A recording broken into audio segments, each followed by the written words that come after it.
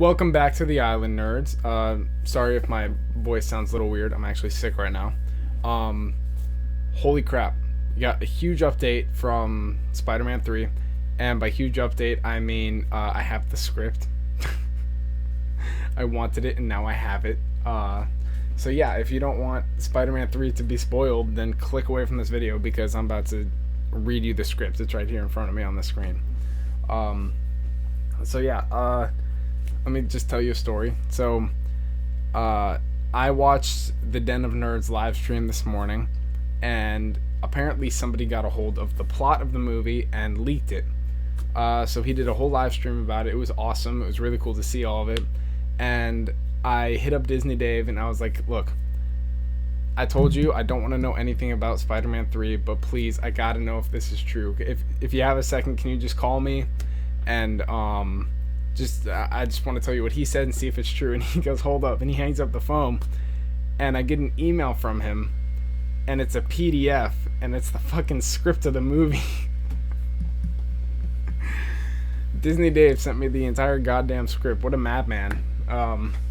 Yeah, I just got done reading it, and holy crap, it's insane. So he sent me the script along with a little bullet list, and he highlighted them in red, yellow, and green. Red means do not talk about this. Don't tell anybody about this stuff. So I'm not going to be telling you guys about all that.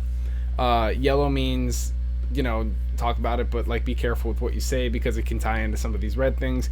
And green means go. Go ahead and talk about it. It's out there. So, so I'll start off with the green stuff because I want to keep the juicy stuff for last. So who's in this movie? That's really what was the huge green thing. Obviously we know Toby, Andrew, Tom Holland, they're all going to be in this movie. Alfred Molina, and should have written his name down. Green Goblin, Norman Osborn. What the hell is his name? Anyways, you guys know who I'm talking. Willem Dafoe. Willem Dafoe is in it, and apparently he's the main villain. That's what Josh on Den of Nerds said, but that is true-ish. He's the villain with the most motive, but he's not the main villain. I'll explain later. So yeah, that was really what was in the green category. The script that I got, a lot of it was blacked out. I have up until the third act. The entire conclusion of the movie, it's not in there. A lot of the dialogue is blacked out. But a lot of the blocking notes and all that stuff, the scenes and everything, all that's in there. So if you guys have ever seen a script before, I'm doing a terrible job explaining it, but you know what I'm talking about. So anyways, stage direction, that's what I'm talking about. That's all in there and stuff. Setting, all that stuff. So let me give you a rundown of the entire script. That was what's in the yellow part. He said you can read the script, but be very careful with what you say. So basically, the movie starts off.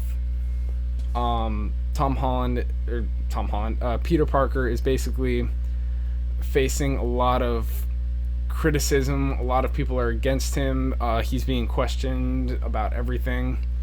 A lot of people are actually still on his side. They think, or they know that Mysterio was the bad guy. Mysterio right there. What a dick. Favorite Spider-Man villain, and he's coming back, by the way. He'll be in it. So basically, the verdict is he's wrong. Spider-Man is a bad guy. That's what was decided. So he goes on the run. MJ and Ned are with him. He's trying to find refuge. And that's where his story kicks off. Where the rest of the story kicks off, Norman Osborn is apparently seeking other Norman Osborns from other dimensions to try to fulfill his master plan, I'm guessing. I don't know, that part was blacked out. But he's looking for them. Along with that, Alfred Molina's Doc Ock is there. Jamie Foxx, that's his name? Yeah. His Electro is there. I don't know what the suit looks like or anything. I just know that he's in it. He's got a lot of character development in this, which I think is really awesome. Let's see. What do I have here? So basically, where Doctor Strange comes into play, he is basically the protector of all things mythical in the MCU. So when you have a scary dude in a green costume jumping from universe to universe, he's going to want to put a stop to that. So basically what happens is he takes what is essentially a pseudo Sinister Six, and he captures them, and they're locked in there. Norman Osborn was not captured, so he's going to try to get them out. He does, and Doctor Strange seeks out Peter, because everyone else is busy. He's obviously their Spider-Man villain. He knows who they are. So he seeks out Peter to try to help him get them back, and turns out they need help as well. So what do? They call the people that know those villains the most, Toby and Andrew. Honestly, I was pretty worried about how they would bring them into the MCU, because I was like, okay, if they're gonna do this, they have to do it good. Like, it has to be natural. It can't just seem like they're just in there for no reason. And I think this reason works. I think Norman. Now, obviously, I don't know what any of their motives are. All like I said, all the dialogue was blacked out. Basically, like, all of their villains are jumping from multiverse to multiverse, forming this team. So it just makes sense that they would get them for help getting them back. So basically, they don't show up till like the middle of the second act. So the entire first act is Peter on the run. Basically, the plot of the movie starts rolling. Doctor Strange captures them, except for the Green Goblin. They get out. The other two Peters come in to help, and they have a big fight. That's the entire second act. Then they come together, they regroup, they get their asses kicked first of all. Also, no, I can't say that was in the red.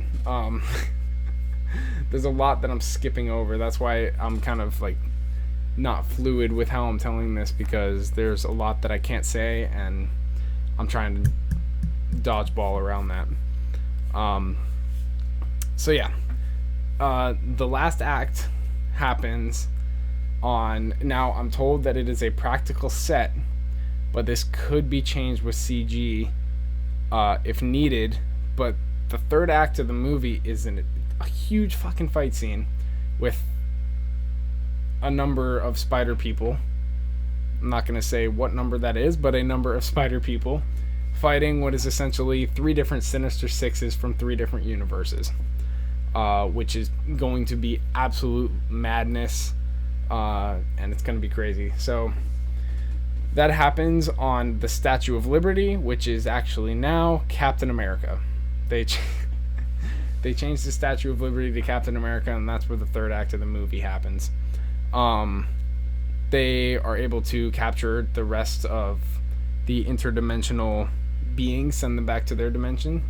But Norman Osborn and the other 2 Spider-Men, not Peter, they're all Peter, Toby and Andrew Spider-Man, are sticking around in the MCU for a little while, along with Willem Dafoe's Green Goblin. And apparently Sony likes to do this. They like to give us characters for one movie and leave it open to, hey, they could come back, but you only get them for this one movie. So that's basically where Green Goblin is right now. So I don't know where that's going to go.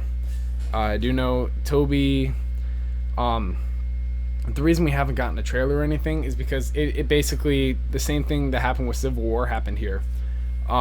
Toby hadn't completely signed yet, so they had to shoot some scenes without him to stay on schedule. He finally signed for a multi-picture deal. We don't know how many movies, but he signed for a multi-picture deal for a shit ton more money. And they have to go back and shoot the scenes with him and basically just dub him over what they already shot. They did this in Civil War. They shot the entire airport scene without Tom Holland in the case that they didn't get him from the Sony deal. And when they finally did, they put him in the trailer, and that was that. So it's basically going to be the same thing here. Andrew, as soon as he got the call, he was like, yes, I don't care. Give me as much money as you want. I want to be Spider-Man again. Hell yeah. which is awesome. I always thought that he gave that vibe that he loved being Spider-Man. So, yeah. So Andrew he's already shot his scenes. Obviously, he's gonna go back for reshoots when Toby does, and I believe that's actually what they're doing as we speak. So, yeah, there's actually, from what I understand here, there's actually a portion of the movie where it's just Toby and Andrew.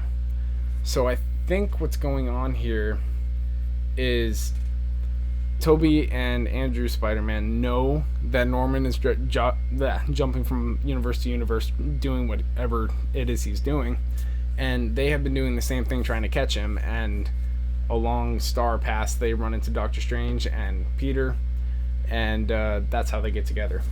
So yeah, a large part of the second act of the movie is Toby and Andrew Spider-Man together.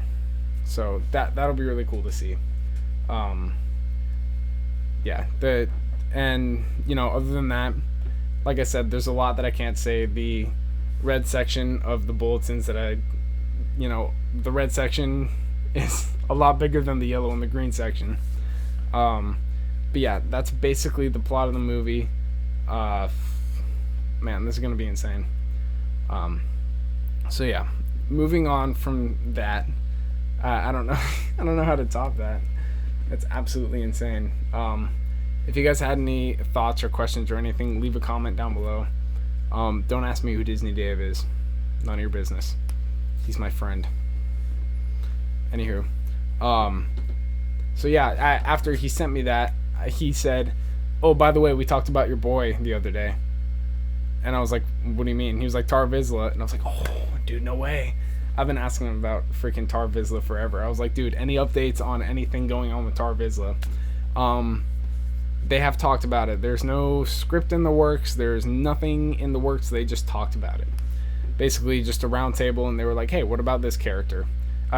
Moving on to Star Wars, by the way, if you guys don't know who Tar Vizsla is. He was the first Jedi Mandalorian. He wielded the Darksaber. Definitely my favorite Legends story.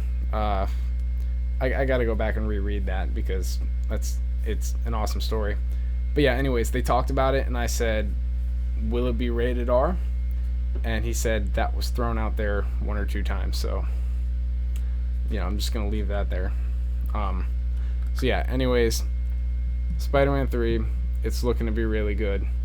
I wish I could tell you guys all this stuff at the top here in the red, but unfortunately I can't. The deal with this is, like, he gives me more information than he's supposed to give me. I can't give you guys more information than you already know, basically. It's kind of counterintuitive, but whatever. So yeah, hopefully you guys enjoyed the video. Leave a like and subscribe if you like what you saw, so you can get more of this shit. Disney Dave and I, we're tight. He gives me a lot of really good information. So yeah, have a good one.